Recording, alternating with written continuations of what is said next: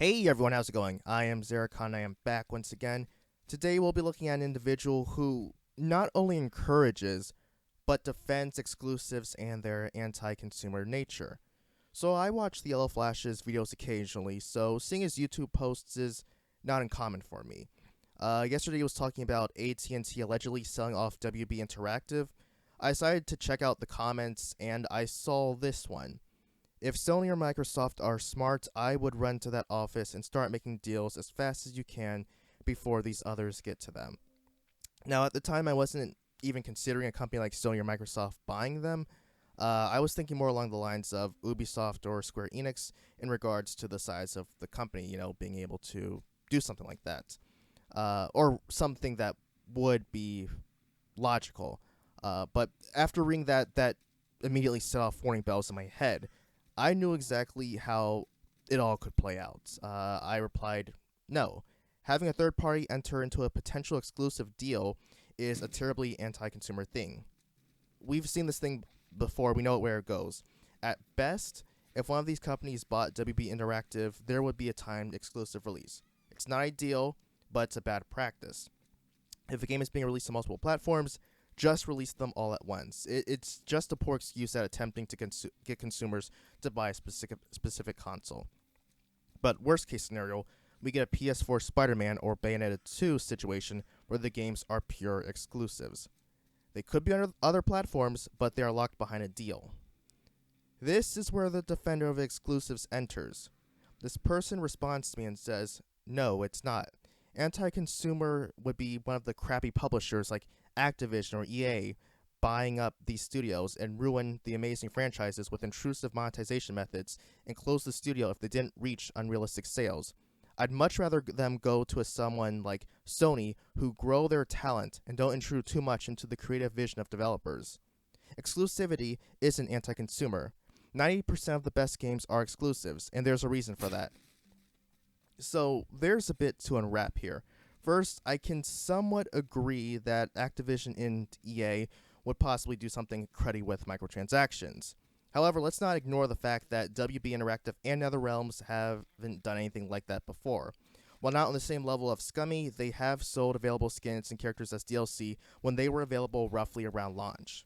In order to get certain things without paying for the packs, you had to pre-order, which is a dirty way at boosting pre-orders.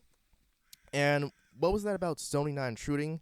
Isn't Sony the one who was censoring games? Oh, well, as long as they're Japanese games, of course. If it's a Western game, possibly one that's stunning and brave, you get a pass. Also, I need to see some citations about 90% of the best games being exclusive, and even then, that's subjective. I think Dark Souls 3 is one of the best games of all time, but there are many who would disagree. So I responded and said, it is literally anti-consumer. If a customer is forced to buy another console just so they can play a game that would have been multi-plat previously, it's anti-consumer. The customer bends to the corporation's demands. Modern-day exclusives shield consoles for their subpar performances and features. Barring Nintendo, there's no reason why a game on one platform couldn't play on another. The reply: that's such a dumb take. Most of Nintendo's exclusives could be played on mobile phones. Never mind the other more powerful consoles. The Switch couldn't handle a God of War or Gears 5 caliber game. Exclusives are some of the best games ever because they are designed to get the very best out of a console that you shouldn't be able to get elsewhere. No one is forcing you to buy another console, but if you like the game enough, then why not buy the console where you'll play it? Netflix originals are known for their amazing quality. I don't see Amazon Prime customers crying because Netflix originals aren't available there. The games industry has given birth to a few crybabies like you recently, crying about exclusives being anti-consumer. No one cares. We love exclusives, and there's a reason they sell consoles. They're usually of a higher quality than multi-plat games. I admit that maybe my wording wasn't the best, so I agree with what was said about Nintendo not running God of War or Gears 5. But there's no reason why Gears 5 couldn't run on PS4 or God of War couldn't run on Xbox One. Virtually every Nintendo game could run on either of them. Now, the person says that exclusives are great because you, quote, get the best out of a console that you shouldn't be able to get elsewhere, unquote. People also aren't being forced to buy a console, but they will if they want to play one game. This guy is stating what anti-consumerism is, but can't see what the problem is. It's like he's saying, you should drink a substance that has 2 parts hydrogen and 1 part oxygen. Someone would say, oh, you mean water? He would say, no, I mean a liquid that's composed of exactly 2 parts hydrogen and 1 part oxygen. These are not the same things. But you know what? Let's make an example of what he wants. Say we have a guy named Jeff. Now, Jeff likes to play video games. Jeff likes comics. Jeff is an avid fan of the Arkham games. Say that Jeff played Arkham Asylum on Xbox 360, but because he had a red ring of death, he became wary of Microsoft's consoles and started to play more on PS3. Now, Jeff plays City and Origins on PS3. Jeff buys a PS4 and plays Arkham Knight on there. He even buys the Return to Arkham 1 PS4. Jeff is interested in buying a PS5. He purchases the PS5 for $550 and is excited about the next Arkham game. Oh, it looks like Microsoft bought WB Interactive and have made it exclusive to their platform. If Jeff wants to play the new Arkham game, he's going to have to shell another $500+ just so he can play one game. That does not make any logical sense. You cannot say that this is a good thing. Jeff has been able to play the games on the system he wants for every iteration of the game. Now Jeff has no freedom in where he can purchase games. That does not make sense. The Netflix and Amazon argument has some credibility. I don't think that people complain about exclusive shows and films because the mainstream lacks the passion that enthusiasts and hobbyists possess. They only have an outcry if there's something social-political that they don't like. And I would also argue that Netflix is known more for being one of the first film and television streaming services than for their exclusive content. Although they are known for like Stranger Things, Daredevil, etc., etc. But no one I know purchased a subscription just for their originals. And your ad hominem at the end really convinces me as to why your argument is correct. But I give my response. You misunderstood my statement. What I meant is that all of Nintendo's games could run on other platforms. I barred them because not all of the other games could run on their system.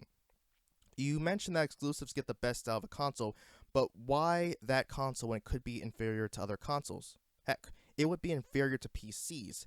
Limiting it to a single console limits the game's full potential. How many exclusives run at 60+ FPS? Could the textures be better? Is the lighting and shadows at its fullest potential? Do you see where I'm going? Also, some of the critically acclaimed games are multiplats. Doom, Dark Souls, GTA, Borderlands, Elder Scrolls, Red Dead Redemption, Witcher 3.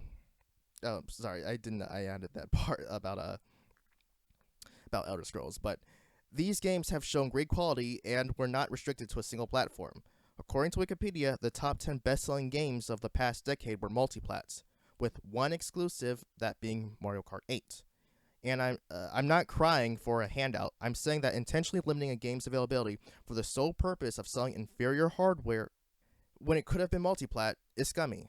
To think otherwise would be corporate white knighting. And here's that list of top 10 games. As you can see, Minecraft is at the top of the list.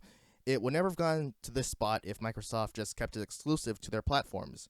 GTA 5, we're getting it again, but it's released on multiple platforms. Look at this chart and think about how many people would have had to buy a console if they just didn't want to play these games, ignoring Mario Kart 8, although there is Simu. Think about how many people would probably skip a game if they wanted to play just because it was on another platform. It doesn't make sense to limiting it just for the sake of limiting it. I mean, you say that they shouldn't. Like, this game shouldn't be on any other console, but why? That doesn't make sense. The guy gives one more reply. Sales numbers means absolutely nothing. It's a weird angle to even come from. Of course, the highest selling games will be the ones available on most platforms. That's a no-brainer. I never said that there weren't great multi-plat games, but the fact is that many of the genre and generation-defining games have been exclusives. Halo, Gears, up to 3, Gran Turismo, God of War, Uncharted, The Last of Us. These have literally pushed the boundaries of what games could be when they came out. No one cares about PC, seriously.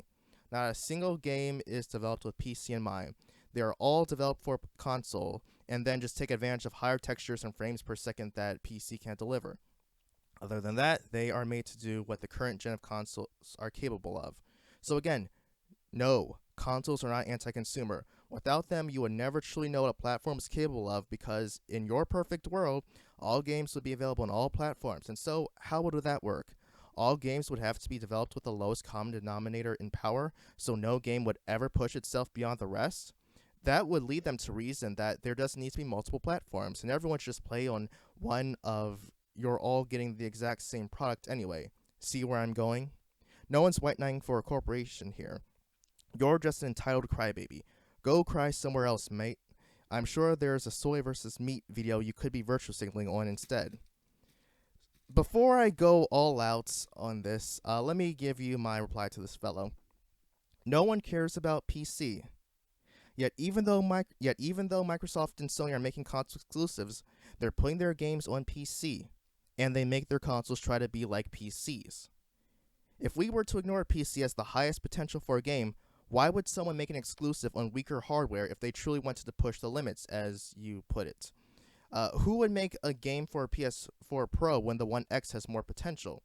If you strip every platform of exclusives, the hardware would have to speak for itself, which these companies don't want. They don't want to push the industry forward by promoting better hardware. They want to keep consumers in their ecosystem and use exclusives as bait. There can be multiple platforms, but the companies need to prove why their products are good. AMD and Intel don't speak about exclusives. They let their products speak for themselves. It's why AMD is currently a popular pick. Their Ryzen processors have great performance for a cheaper price. Okay, so sales numbers don't mean anything. This is the market and revenue that is being lost because of exclusivity. These are the people who would consider one of these exclusives as one of the best games. But let's not go there.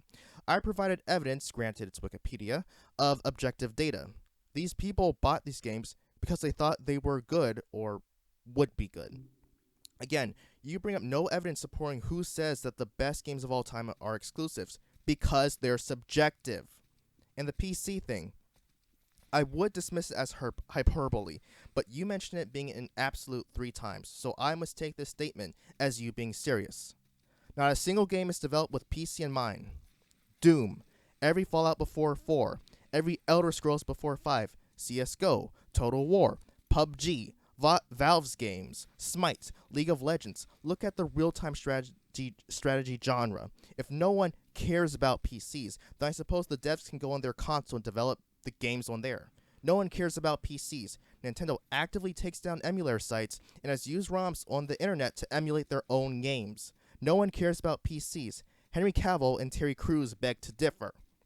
I could say more, but this video is already long enough as it is. But as I said in my comment, the performance should speak for itself. If a company is delivering a console with poor performance, consumers will flock to the better option, forcing the company to stop using poor hardware and provide better results. That's how you do it.